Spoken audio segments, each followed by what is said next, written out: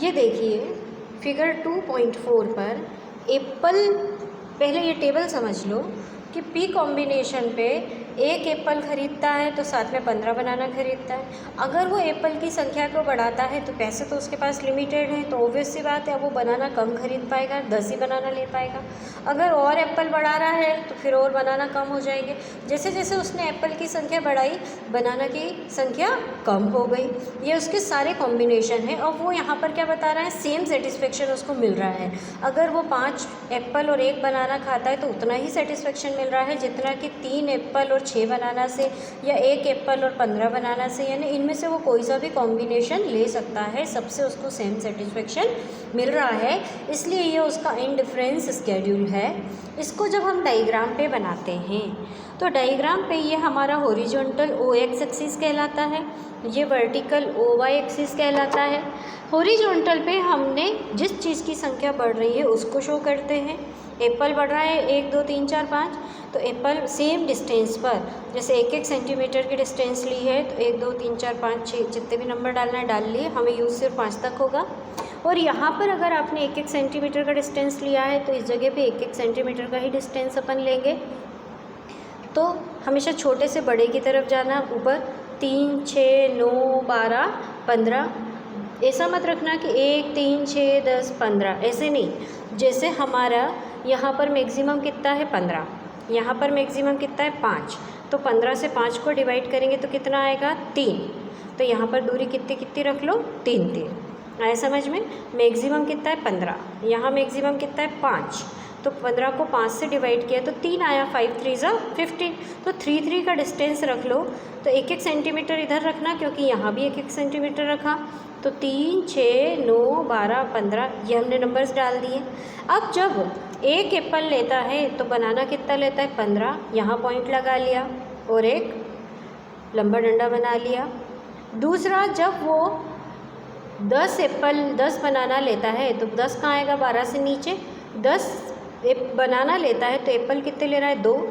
अगर उसने एक और एप्पल बढ़ा दिया तो बनाना की संख्या और कम हो गई, एक और एप्पल बढ़ा दिया तो बनाना की संख्या और कम हो गई, एक और एप्पल बढ़ा दिया तो बनाना की संख्या और कम हो गई।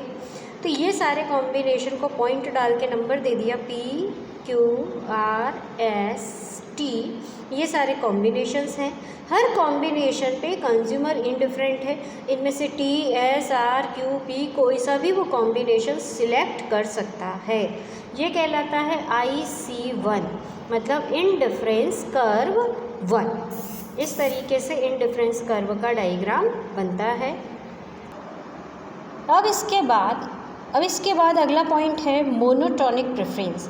मोनोटोनिक प्रेफरेंस में क्या होता है कि कंज्यूमर कैसा है, राशनल है। कंज्यूमर अपने बुद्धि का, अपने इंटेलिजेंस का यूज़ करके हमेशा जिस भी बंडल में उसको बेनिफिट दिख रहा है वो उस ऑप्शन को चुनता है। हमारे पास अगर एक से ज़्यादा ऑप्शन है तो हम उसमें से देखेंगे सबसे ज़्यादा अच्छा ऑप्शन हमारे लिए कौन सा है, हम उसी चीज़ को चुनेंगे। तो monotonic preference means that a rational consumer always prefer more of commodity as it offers him a larger level of satisfaction। कि एक कोई भी समझदार, राशनल यानी समझदार सूझबूझ वाला कंज्यूमर हमेशा वो ऑप्शन चुनता है जिसमें उसको ज़्यादा सेटिस्फेक्शन मिल रहा हो। In simple words, monotonic preference implies that as consumption increase total utility also increase. कि मोनोटोनिक में हमें क्या समझ में आता है कि जैसे जैसे हम कंजम्पशन बढ़ाएंगे हमारा सेटिस्फेक्शन भी क्या होना चाहिए, बढ़ना चाहिए। He prefer the bundle which has more of monotonic only when between any 2 bundle. जैसे एग्जांपल के तौर पे देखिए कि सपोज 2 बंडल्स आर, किसी व्यक्ति को 2 ऑप्शन आपने दिए, 2 बंडल हैं, 10, एक बंडल में 10 एप्पल और 10 बनाना है, दूसरे में 7 एप्पल और 7 बनाना है। तो ऑब्वियस सी बात है हम कौन सा चुनेंगे, पहला वाला, क्योंकि उसमें दोनों ही एप्पल और बनाना दोनों ज़्यादा मिल रहे हैं, ये वाला ऑप्शन चुनेंगे। ये मोनोटोनिक प्रेफरेंस कहलाता है। दूसरा एग्जाम्पल दिया कि अगर किसी व्यक्ति को एक बास्केट दे दी, उसमें 10 एप्पल और 7 बनाना है और दूसरे में 9 एप्पल और 7 बनाना है, तो वो सोचेगा, देखेगा कि बनाना तो दोनों में ही सेम मिल रहे हैं 7-7, लेकिन पहले वाली बास्केट में एक एप्पल की संख्या ज़्यादा है यानी 10 है, दूसरे में तो 9 ही है, तो ऑब्वियस सी बात है वो कौन सी बास्केट चुनेगा, ये वाली। तो जब हमारे पास ऑप्शन होते हैं, उन ऑप्शन को कंज्यूमर कंपेयर करता है और कंपेयर करने के बाद जो उसको ज़्यादा बेनिफिशियल दिख रहा है व्यक्ति वो ऑप्शन चुनता है, तो ये कहलाता है मोनोटोनिक प्रेफरेंस। अब इसके बाद पॉइंट आता है इंडिफरेंस मैप। इंडिफरेंस मैप यानी ऐसा मैप या ऐसा कर्व जिस पर एक से ज़्यादा इंडिफरेंस कर्व शो किए जाते हैं। एक ऐसा ग्राफिकल रिप्रेजेंटेशन जिस पर एक से ज़्यादा इंडिफरेंस कर्व को शो किया जाता है और higher the curve higher satisfaction and lower the curve lower satisfaction show करता है, तो वो डायग्राम कहलाता है इंडिफरेंस मैप। जैसे यहाँ दिया हुआ है, एक ही मैप है, ये फिगर 2.5 एक ही डायग्राम है। अब यहाँ पर कमोडिटी एक्स, कमोडिटी वाई और इनके कई सारे कर्व हैं, indifference curve 1, indifference curve 2, indifference curve 3। तो इस तरीके से जब एक ही डायग्राम में एक से ज़्यादा आईसी बने होते हैं तो वो कहलाता है इंडिफरेंस मैप। एक मैप पर डिफरेंट कर्व शो हैं, जो सबसे ऊंचा मैप कर्व है वो सबसे ज़्यादा सेटिस्फेक्शन देने वाला है, जो सबसे कम नीचे कर्व है वो सबसे कम सेटिस्फेक्शन देने वाला है। यह कहलाता है इंडिफरेंस मैप।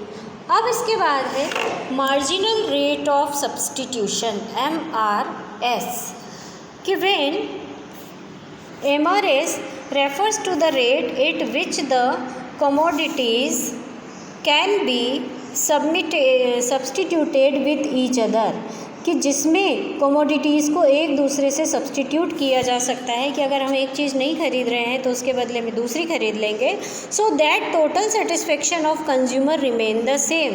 और इस तरीके से अगर सब्सटीट्यूट यूज़ करने के बाद भी कंज्यूमर का सेटिस्फेक्शन सेम रहता है तो वो कहलाता है मार्जिनल रेट ऑफ सब्सटीट्यूशन।